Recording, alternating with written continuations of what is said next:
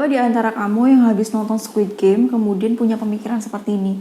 Ternyata punya uang banyak itu nggak bikin bahagia ya. Jadi setiap orang itu punya anggapannya beda-beda tentang uang dan kebahagiaan, tentang hubungan antara uang dan juga kebahagiaan. Jadi kalau kita sangkutin di Squid Game ini bukan jumlah banyak uangnya yang memberikan kebahagiaan atau tidaknya, tapi uang ini digunakan untuk apa sehingga bisa berikan kebahagiaan ataupun sebaliknya. Contoh di Squid Game ini punya banyak uang kemudian digunakan untuk membuat permainan yang mempermainkan manusia di situ untuk tontonan dan bersenang-senang katanya. Dan salah satu game yang paling serem menurut aku itu adalah yang lampu merah, lampu hijau itu ada bonekanya, kemudian ketika noleh ada yang gerak, ada pendeteksi gerakan yang gerak, ditembak dan akhirnya meninggal di tempat. Itu menurut aku serem sih. Kemudian orang-orang itu pada panik, pada lari karena melihat beberapa orang teman-temannya, peserta lainnya pada berjatuhan. Jadi kalau kamu belum tahu, Squid Game ini adalah sebuah permainan yang menjanjikan hadiah sejumlah 45,6 miliar won. Kalau misalkan dirupiahin itu 555 miliar rupiah. Wow, banyak banget ya. Tapi kalau taruhannya nyawa, masih mikir lagi deh. Ya, nggak tahu deh. Terus kemudian pesertanya ada berapa? Pesertanya ada 456 peserta atau 465, 456. Jadi benerin ya kalau misalkan aku salah sebutin angka. Seperti di endingnya KPO Il-nam yang dia ikut jadi peserta game yang kita kira dia peserta, tapi ternyata dia terlibat dalam pembuatan game itu beserta teman-temannya. Dia bilang kalau orang yang punya terlalu banyak uang ketika mengeluarkan uang untuk beli makanan, minuman itu mereka merasakan kebosanan seperti itu.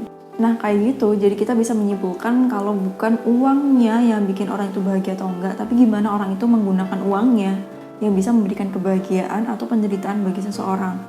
Orang yang punya banyak uang, kemudian dia menggunakan uang itu untuk hal-hal positif, kemanusiaan misalnya untuk membantu orang, itu dalam penelitian juga menyebutkan bahwa itu bisa memberikan kebahagiaan bagi seseorang itu. Dia merasa terlibat dalam kemanusiaan. Jadi ketika kamu punya uang, gunakan uang tersebut untuk terlibat dalam hal-hal kemanusiaan, membantu orang dan sebagainya untuk memberikan tambahan kebahagiaan pada diri kita. Meskipun uang ini bukan indikator satu-satunya untuk membuat orang bahagia. Contoh, cinta, kasih sayang dan sebagainya itu bukan dapatnya dari uang aja, tapi kita bisa contoh ramah ke orang, kemudian berbuat baik ke orang.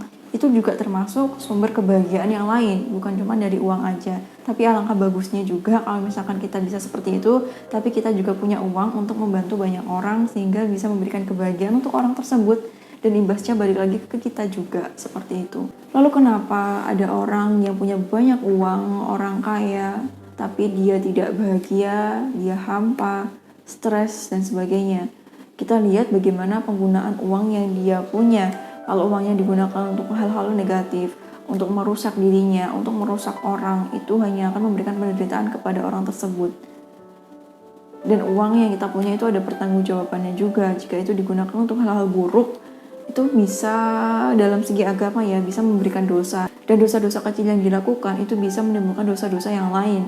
Dan kumpulan dosa-dosa ini bisa membuat seseorang itu terjerumus dalam keburukan. Namun dari sisi psikologinya, jika orang punya banyak uang namun dia tidak bahagia, balik lagi dilihat penggunaan uang yang dilakukan seperti apa, atau ekspektasinya antara kebahagiaan dan uang yang dia punya itu gimana. Jika dia punya ekspektasi kalau punya uang banyak dia akan bahagia, itu malah justru membuat orang tersebut tidak bahagia karena dia menyamadengannkan uang sama dengan kebahagiaan. Meskipun seringkali uang dikaitkan dengan kondisi emosi, bahagia, cemas, senang, ketertarikan, kebencian, dan keputusasaan dan lain sebagainya, tapi uang bukan satu-satunya penentu emosi manusia. Kita yang punya emosi sehingga kita yang mengendalikan itu. Kemudian ketika kita punya uang yang banyak ataupun sedang ataupun sedikit, itu bukan uang yang menentukan kebahagiaan kita, tapi bagaimana kita menggunakan uang tersebut yang bisa memberikan kebahagiaan ataupun sebaliknya. Dan kesimpulannya dari Squid Game ini, tidak masalah jika punya uang yang banyak. Yang penting adalah bagaimana kita menggunakan uang tersebut dan bagaimana pola pikir kita terhadap uang yang kita punya. Jadi untuk kamu yang habis nonton Squid Game kemudian takut untuk punya banyak uang, gak usah takut ya. Yang penting gunakan uang tersebut untuk hal-hal yang positif, untuk membangun kamu, untuk mengembangkan diri, mengembangkan orang lain, dan libatkan dalam hal kemanusiaan untuk memberikan kebahagiaan. Meskipun uang bukan satu-satunya, penentu bahagia atau tidaknya seseorang. Jadi seperti itu, sampai jumpa di next video. Semoga Allah lancarkan rezeki kita semua. Amin. Sampai jumpa bersama aku Devi Puspita. Wassalamualaikum warahmatullahi wabarakatuh.